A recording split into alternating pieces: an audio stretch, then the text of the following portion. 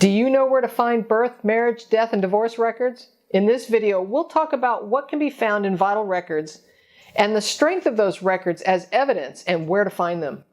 This discussion is specific to vital records within the United States of America. If you've not been here before, I'm Connie Knox, a lifelong genealogist, but my full-time job is working in television broadcasting. But this is what I do for kicks on the weekends, so I share my lifelong knowledge of genealogical research with you. So stick around, we'll be right back to talk about vital records.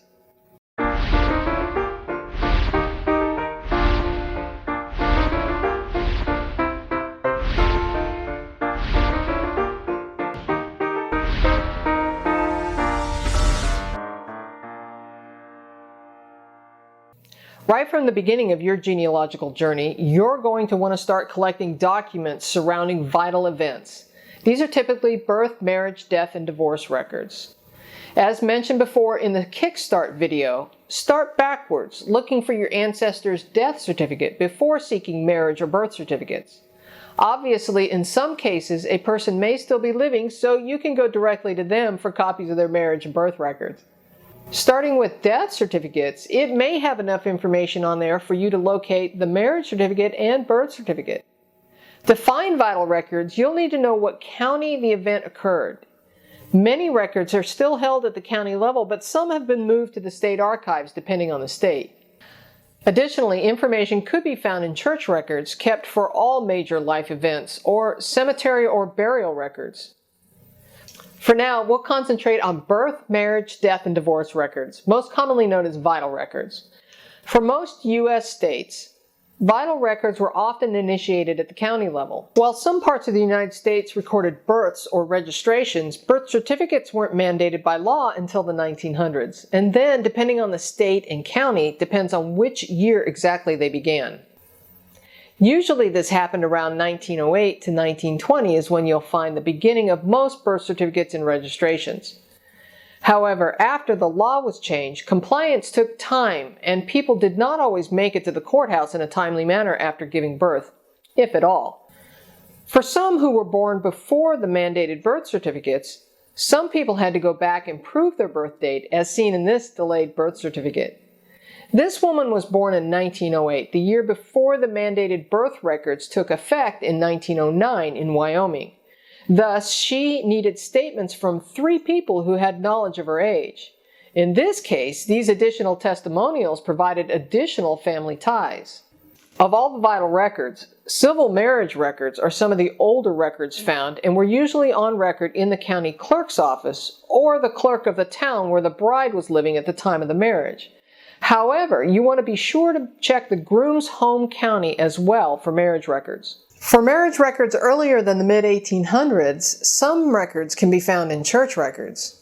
Marriage records for some churches have been recorded for hundreds of years prior to civil marriage records. Marriage banns and marriage bonds are also another form of marriage records and were common until the mid-1800s when marriage certificates became the standard. Marriage banns were used to show the community the couple's intent to marry, and often were filed with the clerk of the court or at the church. Marriage banns were not a guarantee that the marriage took place, only that they intended to marry. Marriage bonds were promises guaranteed with payment by the family that the marriage would be legal. So let's talk about marriage applications, licenses, and returns. The marriage application or license was filled out by the wedding couple prior to the marriage, and the return is what the official performing the ceremony completed after the wedding took place.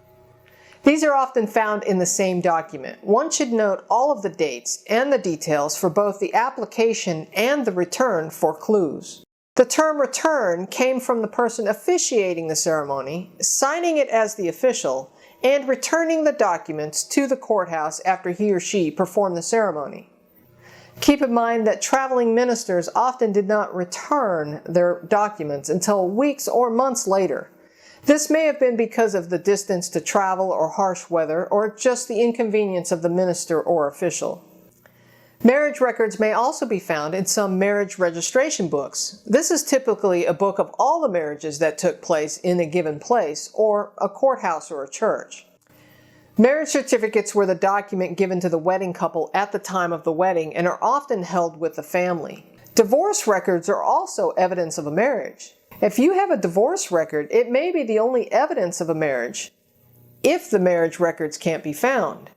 Keep in mind that divorce records were obtained in the courts, so you'll first seek divorce records in the courts of the county where the divorce took place. Depending on the location will depend on the type of court. For some locations, it may be civil court, superior court, court of chancery, or maybe even circuit court. An excellent resource on where to find these records are in a book called The Source Book, A Guide for American Genealogy.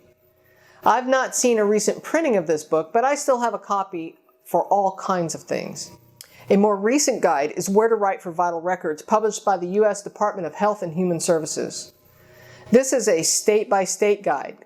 Click on the inside link and you might be able to get the information you need for free. You can see Alabama through Kansas online for free. The beginning of death certificates range greatly depending on the place of death. Check the Family Search Wiki for your location for specific information. Additionally, evidence of a death may be found in the Social Security Death Index, which began in 1962 and continues today. The Social Security Death Index can be found on both thefamilysearch.org and Ancestry.com. Other places to look for death records are in obituaries, found in newspapers, church records, mortality schedules, probates, wills, and cemeteries. Sometimes you can estimate a death date range by looking at the census schedule. For example, if a man was found in the 1870 census, and by the 1880 census his wife is listed as a widow, then you've narrowed the death date range within 10 years. Privacy laws vary, depending on whether your person is living or dead, and the type of vital record will depend on your access to it. If a person is living, they'll need to give you permission to seek their records. Deceased individuals may be easier, but recent changes in the laws, both on the federal level and in some states, will determine if you can retrieve the vital record you seek. Some states' vital records are not available for a minimum of 72 years, while others are now up to 100 years. Consider the source. When reviewing records, be mindful of who provided that source information. For example, the birth record contained information provided by the parents who participated in the birth. Thus, the birth information on a birth record is likely first-hand knowledge from the informant, assuming the clerk who filled out the birth certificate didn't make a mistake. On marriage records, the informants were the couple to marry.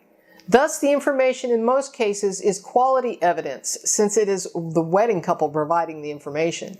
However, be mindful that the wedding couple can even make mistakes when stating information about their own parents, if their parents are listed in the documents. A death record is typically provided by a close family member who may or may not have clear understanding of the information they provided. Additionally, if it was done by a close family member, they may have been distraught at the time of providing the information and may not be thinking clearly. As with all records, look for witnesses, other family members, take notes of dates, places, even those who sign the documents. Be mindful that county borders change. Make sure you're looking in the correct county for the time in which the event occurred. There are a couple of great resources to find changing borders.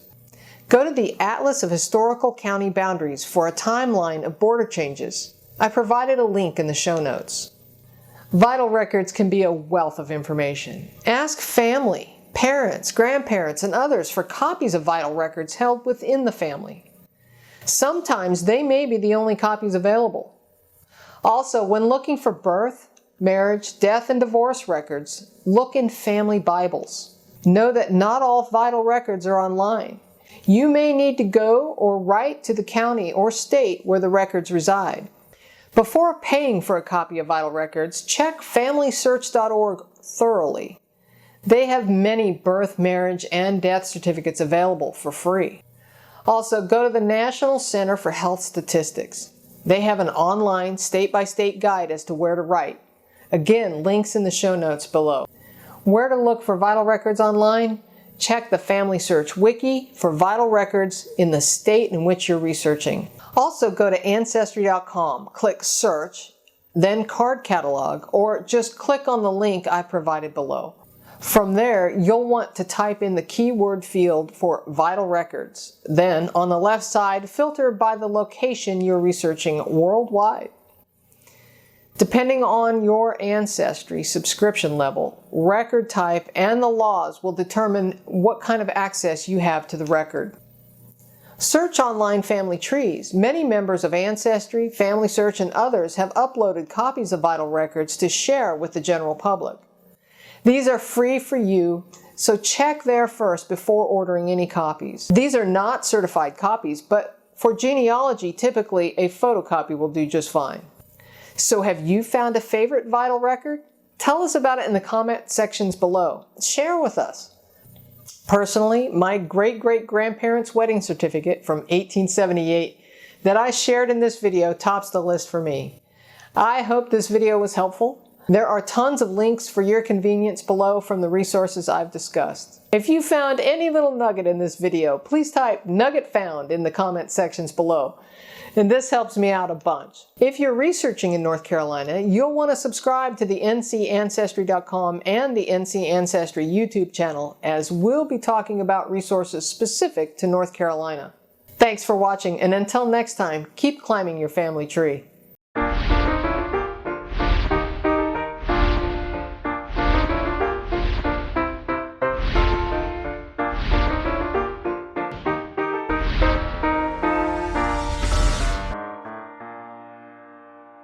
While some parts of the United States recorded births or registrations, birth certificates weren't mandated by law until the early 1900s. And then, depending on the state and county, depends on